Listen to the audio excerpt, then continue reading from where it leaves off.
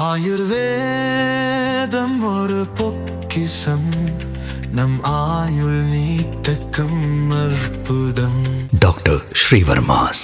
வெறுப்பு இயல்பாக்கப்பட்டு அரசியல் ஆதாயத்திற்காக அடையாளம் ஒரு ஆயுதமாக பயன்படுத்தப்படும் போது வன்முறை நடக்கிறது என்று தமிழக பாஜக முன்னாள் தலைவர் அண்ணாமலை விமர்சித்துள்ளார். மேற்கு வங்கத்தைச் சேர்ந்த புலம்பெயர் தொழிலாளியான சூரஜ் வாகனத்தால் இடிக்கப்பட்டதை தட்டி கேட்டதற்காக கோயம்புத்தூரில் நேற்று கொடூரமாக கொலை செய்யப்பட்டார் என்று அண்ணாமலை குற்றம் சாட்டியுள்ளார். சிவகங்கை மாவட்டம் திருபுவனத்தில் பணிபுரியும் ஒடிசாவைச் சேர்ந்த புலம்பெயர் தொழிலாளர்களான மோனிஷ் சரணையும் சுஷாந்தா கொகோரியையும் கஞ்சா போதையில் இருந்த ஒரு கும்பல் கொடூரமாக தாக்கியது என்று அண்ணாமலை விமர்சித்துள்ளார்.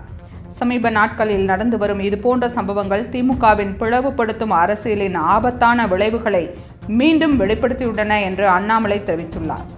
வெறுப்பு இயல்பாக்கப்படும் போது அரசியல் ஆதாயத்திற்காக அடையாளம் ஒரு ஆயுதமாக பயன்படுத்தப்படும் போதும் இயல்பாகவே வன்முறை நடக்கிறது என்று அண்ணாமலை எச்சரித்துள்ளார். வெறுப்பு இயல்பாக்கப்பட்டு அரசியல் ஆதாயத்திற்காக அடையாளம் ஒரு ஆயுதமாக பயன்படுத்தப்படும் போது வன்முறை நடக்கிறது என்று தமிழக பாஜக முன்னாள் தலைவர் அண்ணாமலை விமர்சித்துள்ளார். மேற்கு வங்கத்தைச் சேர்ந்த புலம்பெயர் தொழிலாளியான சூரஜ் வாகனத்தால் இடிக்கப்பட்டதை தட்டி கேட்டதற்காக கோயம்புத்தூரில் நேற்று கொடூரமாக கொலை செய்யப்பட்டார் என்று அண்ணாமலை குற்றம் சாட்டியுள்ளார். சிவகங்கை மாவட்டம் திருபுவனத்தில் பணிபுரியும் ஒடிசாவைச் சேர்ந்த புலம்பெயர் தொழிலாளர்களான மோனிஷ் சரணையும் சுஷாந்தா கொகோரியையும் கஞ்சா போதையில் இருந்த ஒரு கும்பல் கொடூரமாக தாக்கியது என்று அண்ணாமலை விமர்சித்துள்ளார்.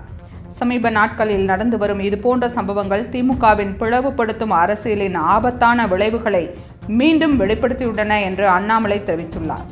வெறுப்பு இயல்பாக்கப்படும் போது அரசியல் ஆதாயத்திற்காக அடையாளம் ஒரு ஆயுதமாக பயன்படுத்தப்படும் போதும் இயல்பாகவே வன்முறை நடக்கிறது என்று அண்ணாமலை எச்சரித்துள்ளார்.